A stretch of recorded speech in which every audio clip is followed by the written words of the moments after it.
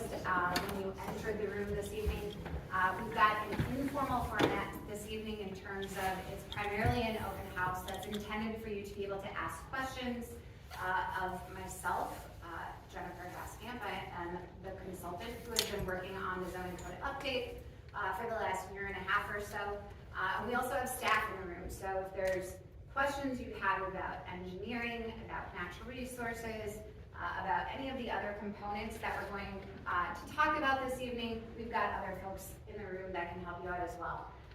So the intent of the presentation this evening is really just to give you an overview of the information that is at the boards this evening and to talk just briefly about some of the key changes that are in the zoning code update draft that is online. So with that, we've got stations that are intended really to match up with what some of the most significant topics are in terms of what we've been working on over the last 18 months. We also have QR codes up here for your use. The first QR code is a link to the most current updated draft. The draft date on that should be February 2nd, 2024, for those of you looking. And the second QR code is actually a link to a survey or a questionnaire. The idea is we want to hear from you, and we also understand that sometimes in an environment like this, it's hard for your information and your feedback to get recorded. So we've prepared a questionnaire that matches up with each of the stations, and we have copies of the station boards in the questionnaire to assist as you do this.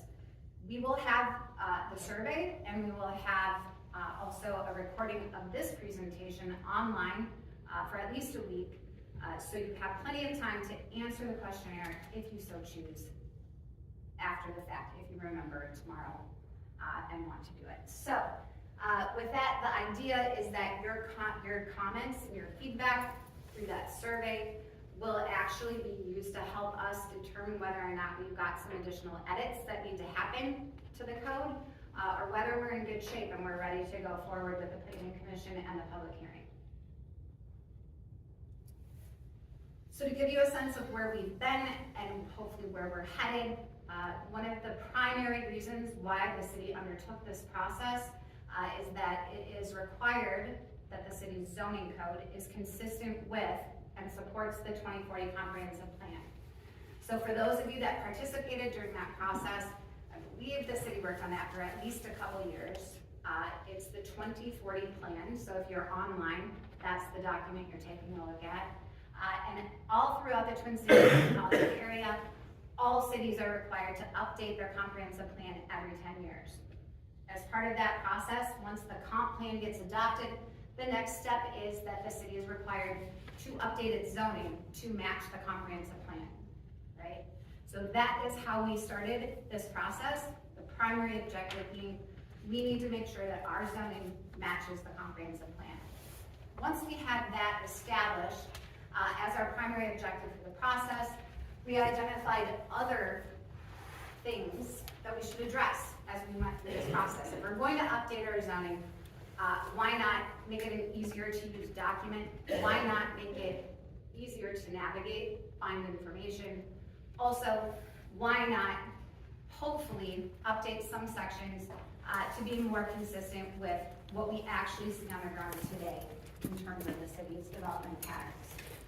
So with that as our baseline, as we started to go through the process, we essentially walked through with the Planning Commission all of these different topics. So the first one being, we talked about zoning and overlay districts. So you'll see over here, here's our zoning that we are proposing. We'll talk about that in just one moment in more detail.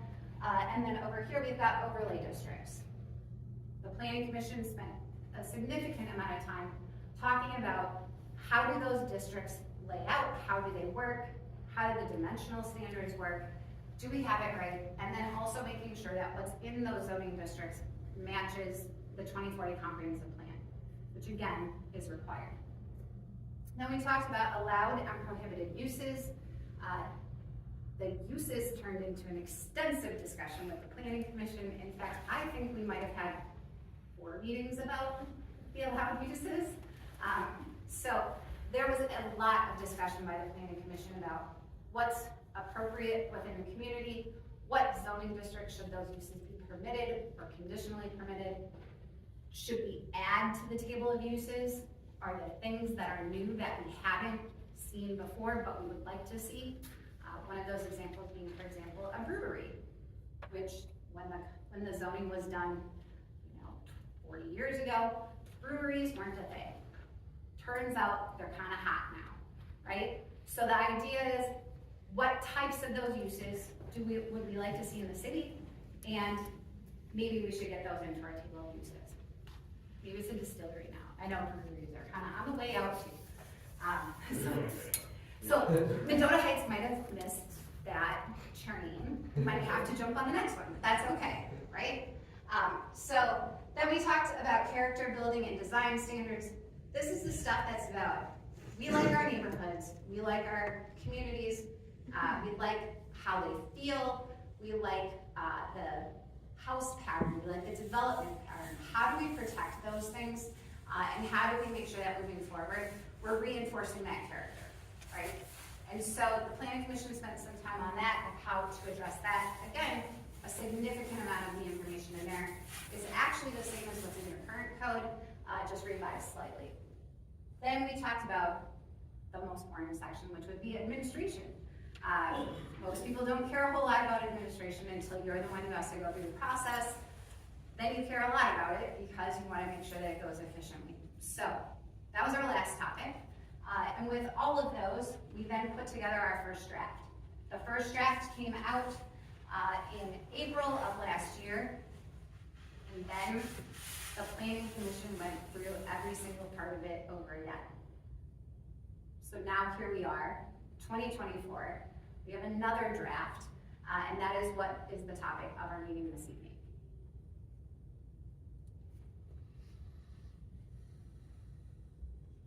Sorry about our PowerPoint, we're not totally sure what happened here, but it got a little messed up. So a little bit about the zoning districts.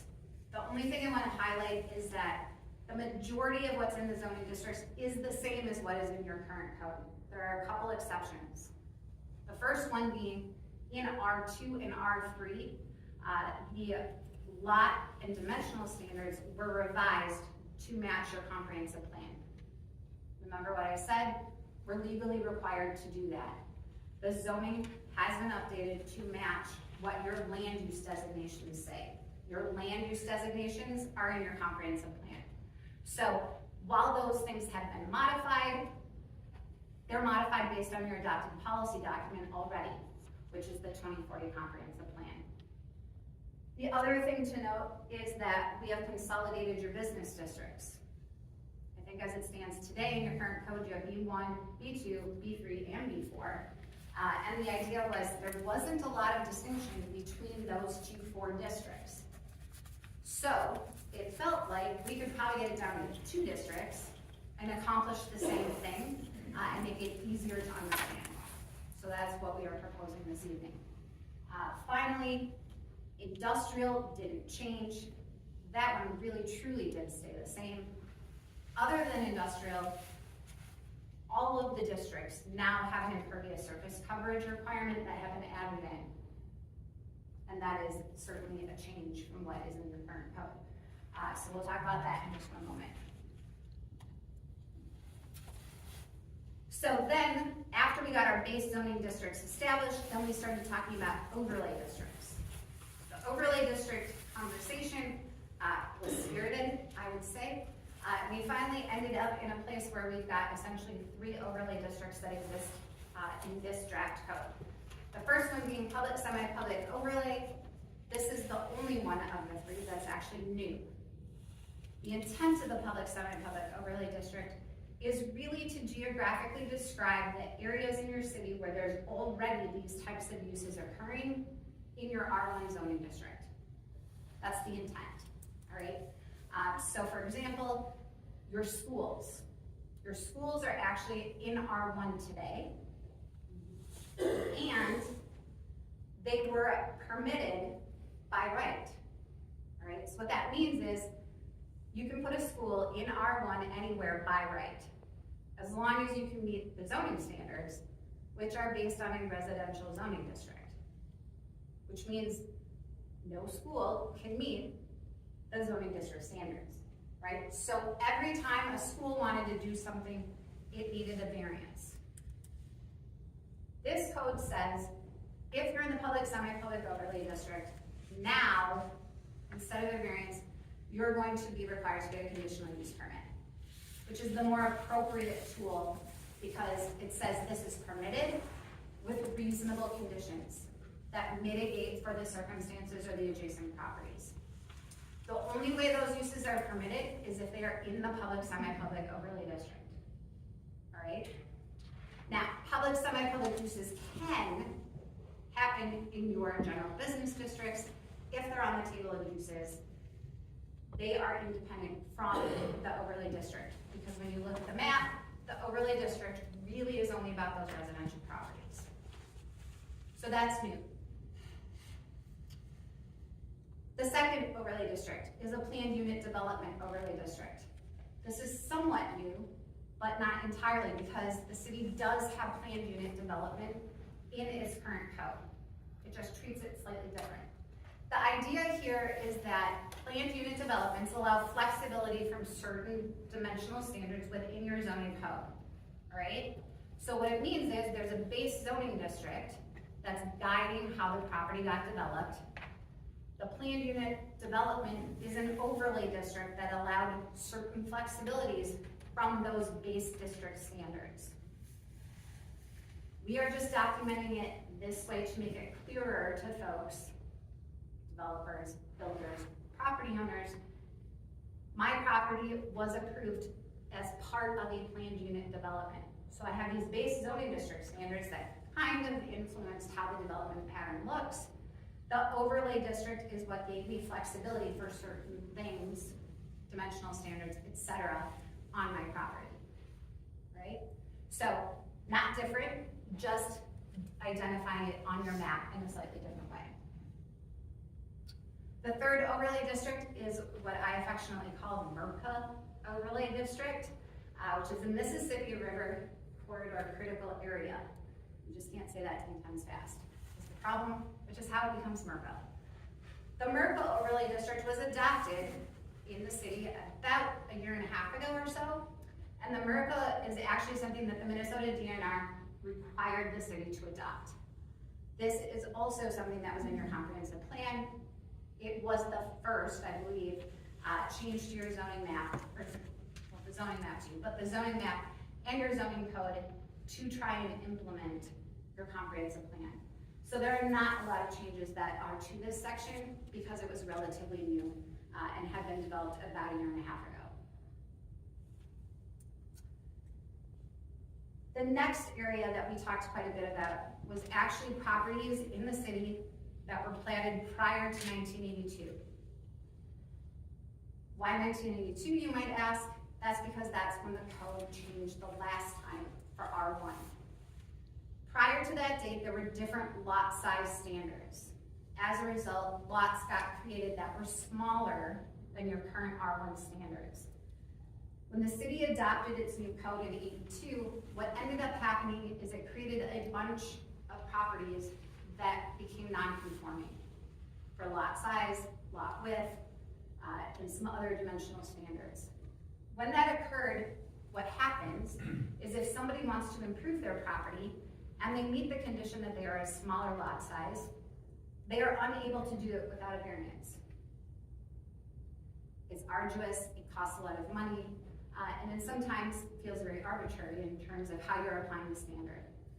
The City Council and the Planning Commission said, it's important to us to figure out how to bring more properties into conformance, number one, and number two, how do we help our neighbors and our property owners that may be on these smaller lots and give them the opportunity to reinvest in their properties. The way that we went about doing that took on several different iterations. And where we're at now is that any property that was platted prior to '82, provided it meets certain conditions, would be considered a conforming property, and those folks can then make improvements to their properties without a variance. That is the way the code is drafted today in the draft, but it is not how it is in your existing code. So this is new. It's essentially exception language that basically if you meet certain criteria, you would be granted the flexibility, if you will, from the strict R1 standards and be deemed conforming.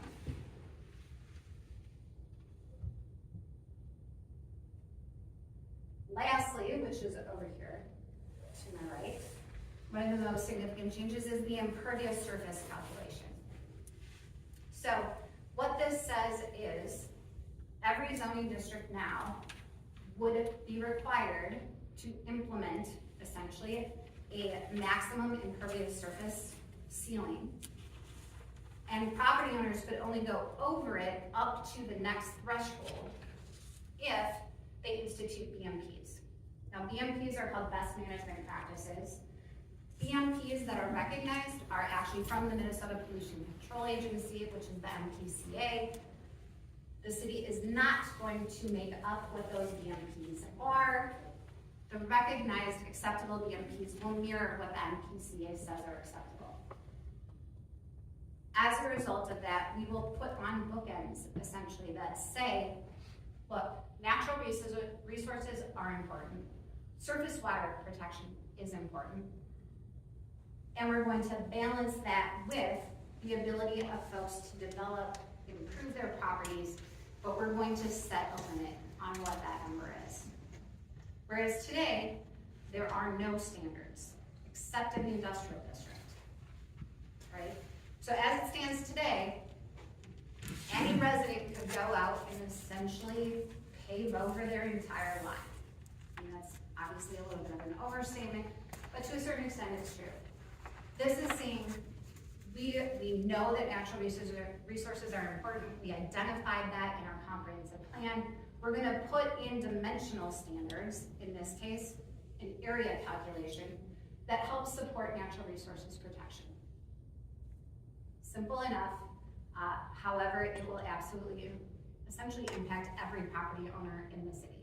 So it's definitely something that folks need to be aware of, understand, and then also ask a lot of questions about how this might affect you, right?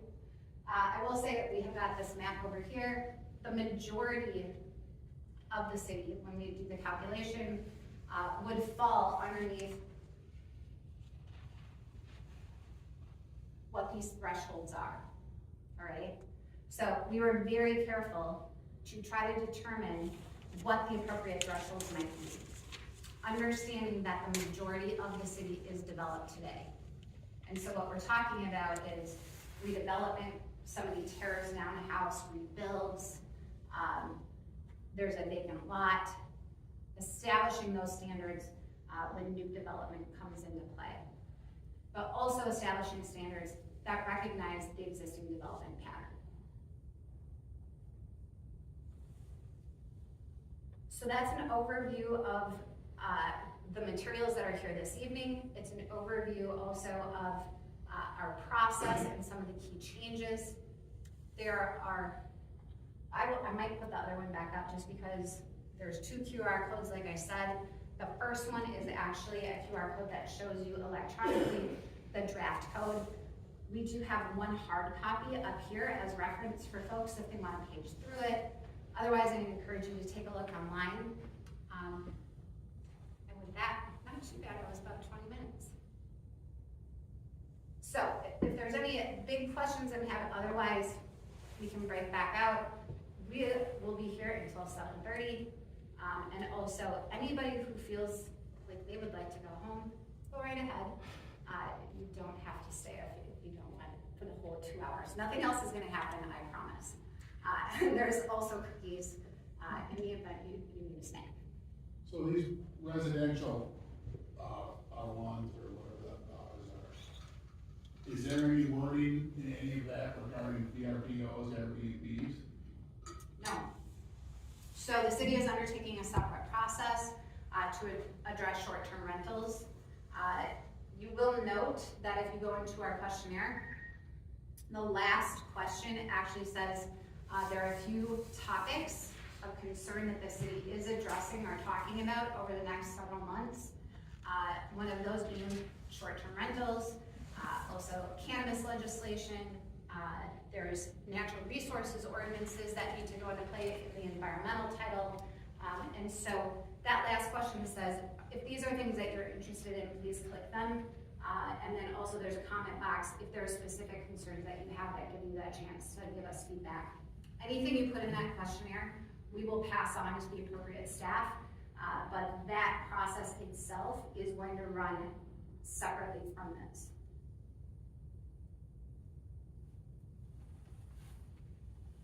Could you go back to this slide of the impervious surfaces? The next one, the one that shows shows the actual percentages. The table. There. So when you look at R1, 35%, you know, could be 50% with the BMP. So was there debate about going below 35% on the planning commission, or was that a pretty uniformly arrived at percentage?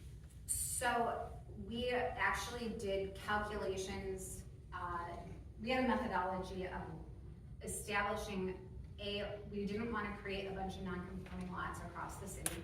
That was number one from the planning commission's directive. We wanted to get an understanding of the existing development pattern, so we actually used,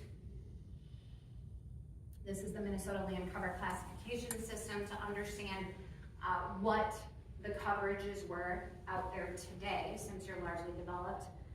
And then we also did some area checking utilizing the aerial. So what we did is actually went into areas that we knew had smaller lot sizes in particular that would likely have more hard coverage on them, and started calculating them out to come up with, if we want to try to keep at least 75 to 80% of our properties in conformance at the low end, what does that percentage look like?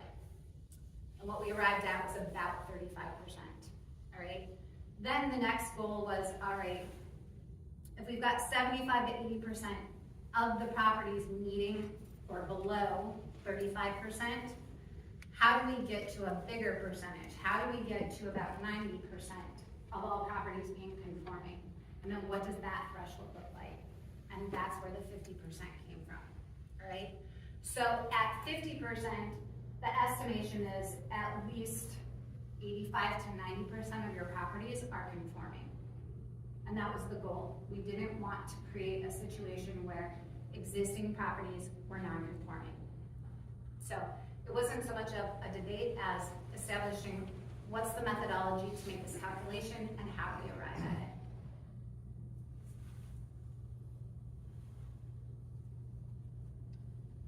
If you could go back to the previous slide. No, the one, yes, that one. It says 35% for impervious surface, up to 50% with BMP. Who's going to control the use of BMPs on the property after everything's been approved? So Brian, the Public Works Director, can chat a little bit. So, in that process, the city already has and does require BMP maintenance agreements. So there's an agreement that's recorded against that property. So it is on the title of the property. As far as, can something slip through the cracks? Absolutely. As far as, we might say, you have to submit an annual report, or, now we're actually, we're being very stringent now, where we're like, you need to attach a maintenance plan on back of this BMP maintenance agreement.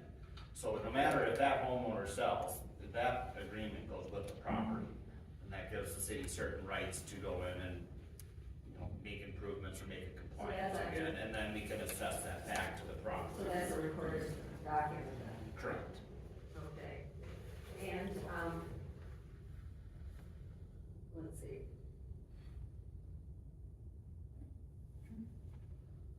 So what, that doesn't really answer all the question. You're required to, but who's going to check? Yeah, so that's where, eventually we hope to get there, so, with this, right now, so we're recording all the agreements, keeping a table of them. And yeah, ideally we'll go and inspect them once a year to, you know, ensure compliancy. So, you will have a list of all of the properties that exceed, say, the 35%, and inspect them annually? We will have a list of all the properties that have a recorded EMP maintenance agreement.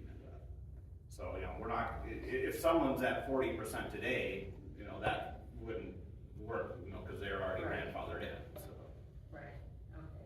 But moving forward, moving forward. if someone comes in and wants to put, let's say, an addition on their home, they will have to prepare a site plan.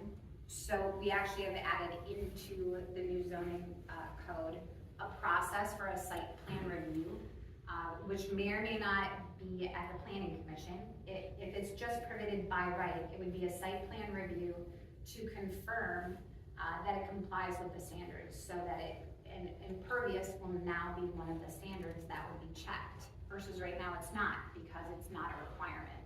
So when a site plan comes in, what planners usually do, they check the setbacks, they check the height, they check that the driveway dimension is correct, they check to make sure that they're complying with basically all of the dimensional standards of the zoning district that they're in. Now, impervious surface coverage will be one of those things that they're required to check. That will trigger, if the addition is gonna punch it up over 35%, the planner and staff will say, all right, now I'm exceeding this, now we're going to need to look at a BMP. And that property owner is going to have to identify what it is, that will trigger the BMP maintenance agreement, that's how it gets recorded. So whether or not there is some public process or not will be irrelevant, because what's going to trigger it is actually the review at the staff level to say that that's required. Now, in terms of impervious surface, I understand that there can be issues with pervious surface in terms of clogging it. And how is that going to be addressed? Because if the pervious surface is deducted from the impervious surface based on the dimensions, and how, if it's clogged, there's going to be a lot more runoff and a lot more. So I assume you're talking about like a pervious pavement Yeah, you're talking type of about. product. So, the way that it's described in the code is that the public works director actually has to approve that that pervious pavement will meet the definition of it. And then part of that is likely that there would be a maintenance agreement for it. So I know in other cities that I've worked in that have accepted pervious pavements or pavers or those types of things, they require maintenance. You can't just let them go. Because they will clog or plug or those types of things. And so the way it's written in the code is the public works director has the authority to say that's correct, you know, we'll accept that as being pervious, and that would likely then trigger that same type of agreement to say, you know, if it needs to be vacuumed every 2 years or whatever it is in order for it to meet that standard. Is that likely to require additional staff to accomplish this?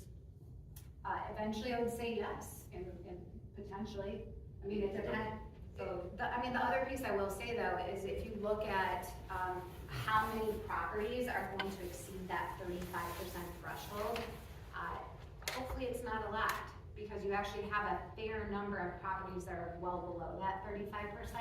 So much of it is gonna depend on how many people actually want to exceed the 35%. How many of those maintenance agreements do we actually end up with? 15 years from now, could you have a lot of them? Sure. Might you need staff at that point? Yes. Some of it's going to be a monitoring, right? We don't 100% know. But that shouldn't stop us from trying to put the right regulation in and figuring out then how to deal with it as we evolve and as the city changes. But initially, we're not 100% sure, because a lot of it is gonna depend on A, how many properties truly start to push the envelope, and B, if you say to somebody, You know, you can put that in, but you're gonna be over 35%. And so you're going to have to then make that pervious pavement, for example. There's a lot of folks who decide, I can figure something else out because I don't wanna vacuum my pavement. I don't wanna vacuum my house and I don't wanna vacuum my pavement, right? So there's a lot of folks that will back off from what I've seen. And they'll say, what can I do to stay under that 35%? Because I just don't want the responsibility. So it's hard to say because it's really going to depend on how many folks begin to push that envelope. There was a question about how you came up with the 35% and then 50%.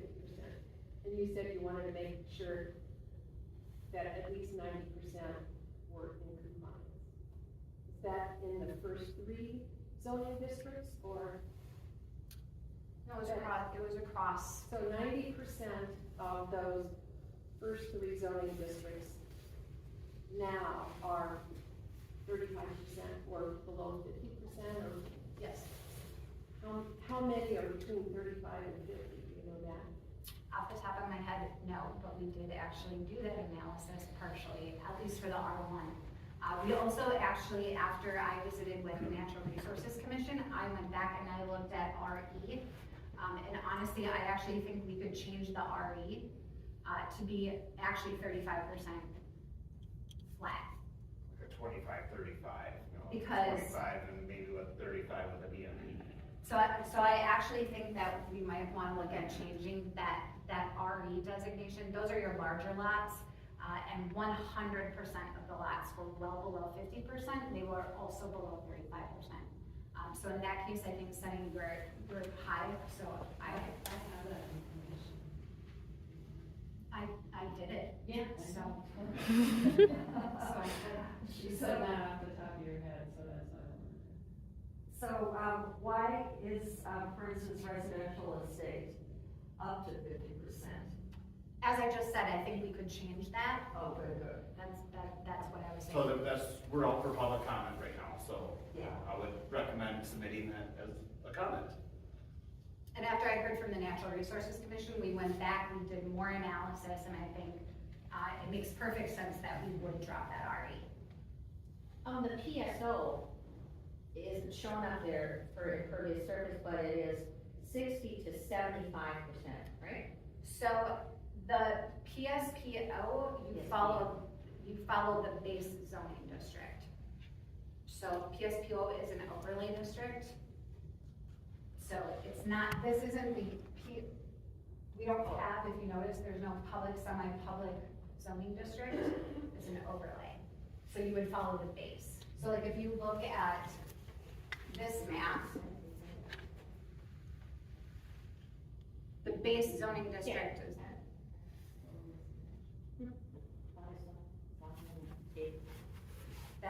Impervious under the PSPO allows impervious mixed. surface. It likely does, I can't remember what it is, it does jump it up though, because we're talking about a school campus, not a residential structure.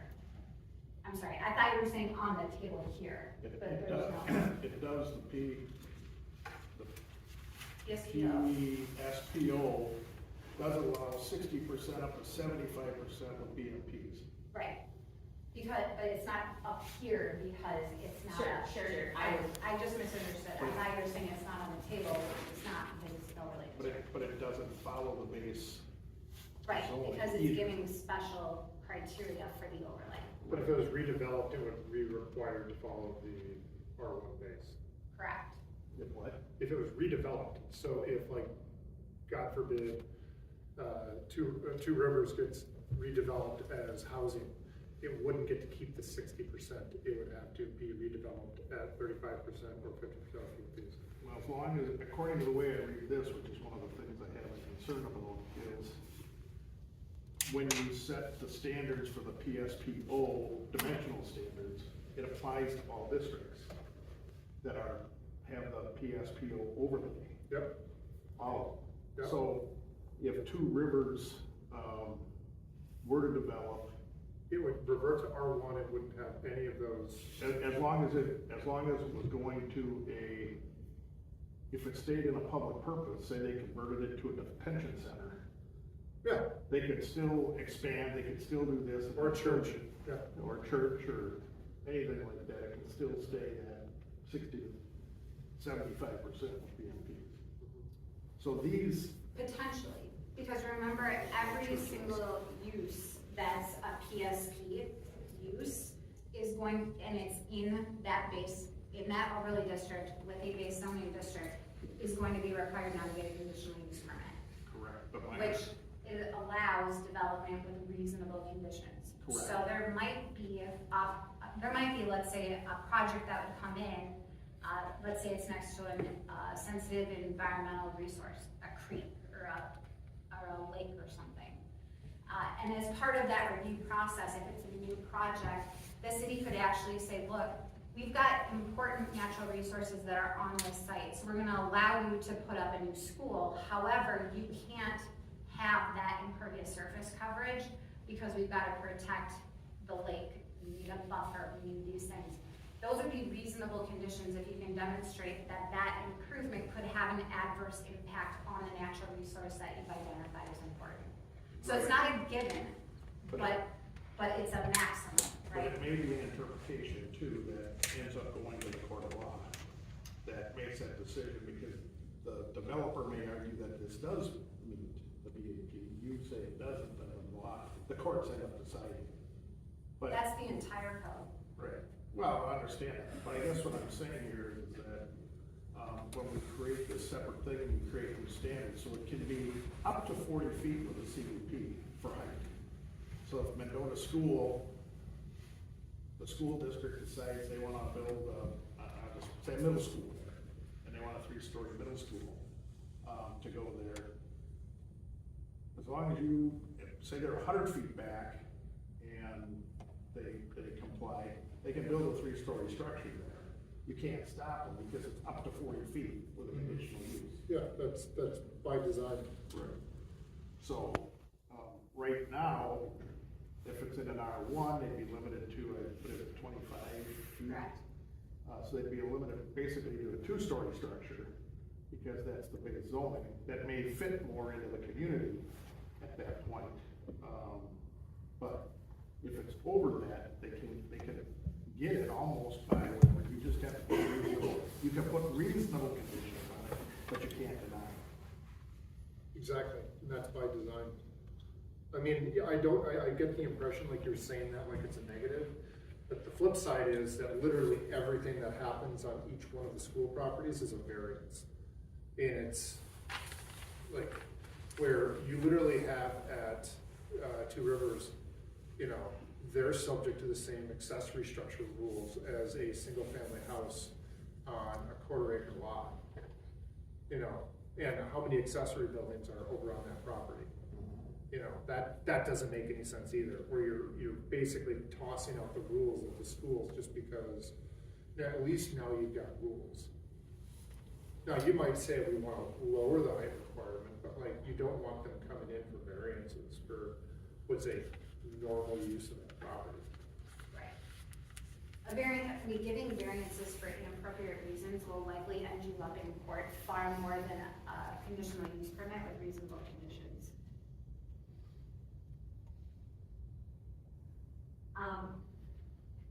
Regarding the PSP,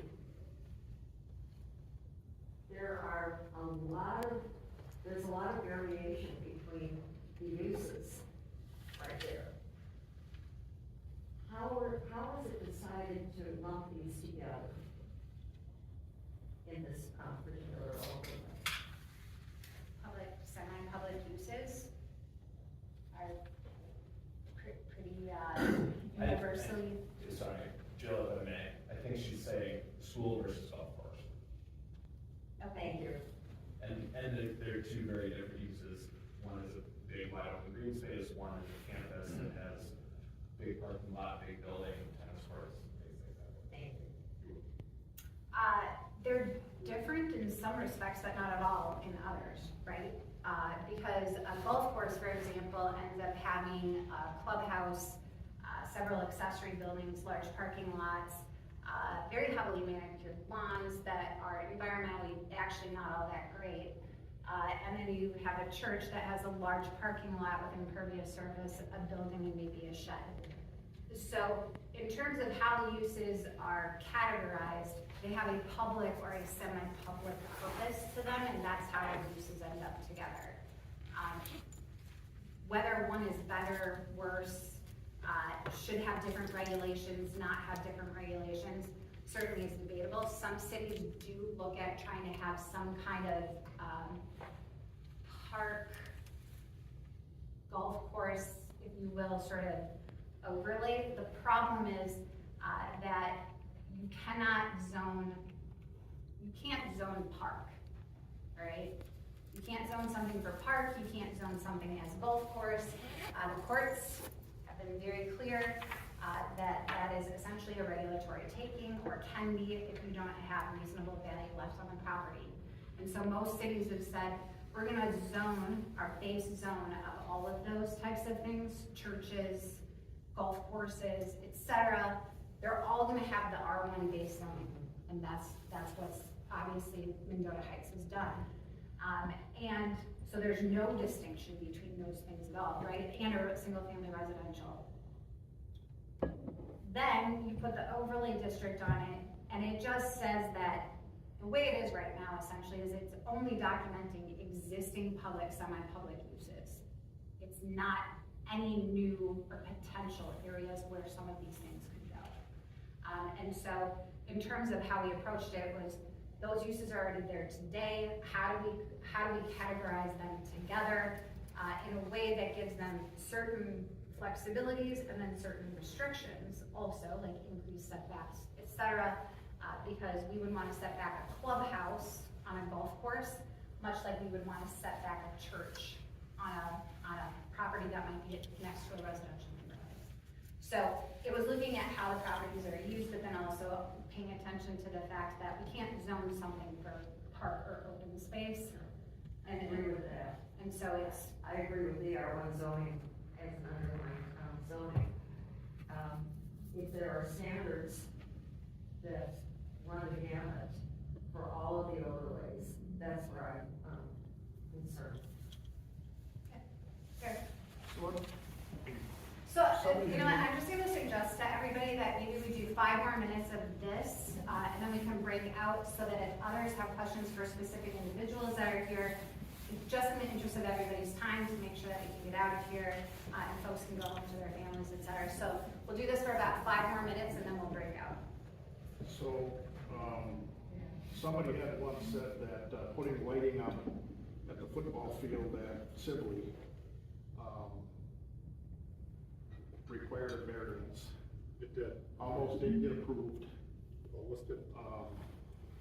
But that's up to council can approve it or not. So in the future, does that mean there's no discussions? I mean, the school district can go ahead and put lighting up wherever they want. No, schools are going to be required to get a conditional use permit moving forward. Essentially, any modification that a school is going to make is going to require a conditional use permit. That has a couple benefits, to be perfectly honest with you. So from my perspective, I was here for about a year as your community development director stand-in until you got Sarah on board. And what I can tell you is that the lack of documentation of what is permitted on your school campuses is extremely difficult from a planning purpose or planning perspective, because when the schools come in and they want to do something, there's no real record of, for example, how many parking stalls there are. They want to put on a new addition. How do I know if they have the appropriate number of parking stalls that can support what they're proposing to do? A conditional use permit will document those things and keep a record of it. And so then it will say, the CUP says that these are the improvements that exist here, this is the parking, these are the improvements that were required. Now if the school comes in and says, I want to do some other addition, now you have to see, A, does it work with the conditional use permit that got put into place? And what other reasonable conditions might be necessary in order to make sure that we are mitigating and protecting against potential adverse impacts. So it will provide a greater sense of documentation of what these public, semi-public uses have And then moving forward, if they were to ask for a new permit or an amended permit, how does that new information compare to what we have on the record for the permit? So this doesn't make it any easier. I've heard council members say that it'll make it easier that we can get some of this stuff passed. It will But make, if it's a CUP, it will make. from a community perspective, they're still gonna put the same amount of pressure on city council to make decisions. Although the city council could say, well, they have a right to put lights up there, we can just put conditions on it, so that argument goes away. Is what you're saying. Well, I guess it's all in the way you describe easier. Right. Easier to me means that there's a path forward. The school understands, I have the right to do this with reasonable conditions. That's different than a variance analysis. So to me, it's easier because a conditional use permit says, I know I have the right to do this with reasonable conditions. In other That is words- a much different hurdle than I need to ask for a variance for Yeah, this. so the developer, it's easier for the developer than it is for the residents. It's easier for everybody because you know what's permitted and what's not. In this case, is the high school the developer or a resident? They would be the developer. I would say they're the resident. I mean, you know, they're a stakeholder in the community. This isn't some outside person that's coming in purely trying to maximize profit on a piece of property. The school's a resident, you know, has rights in the area. The commercial, we would be a developer. Well, the people executing the work, yes. Yeah. I mean, it would get, like, the lights is a good example. The lights would get the same level of scrutiny as it, under a CUP as it did under a variance. But it at least sets a more firm ground to have that discussion as opposed to, I mean, the school at that point is no different than my neighbor going in and asking to put up, you know, yeah. Right. But the Where- argument is different because the school knows they're gonna get the lights. They did before they came in. Yeah.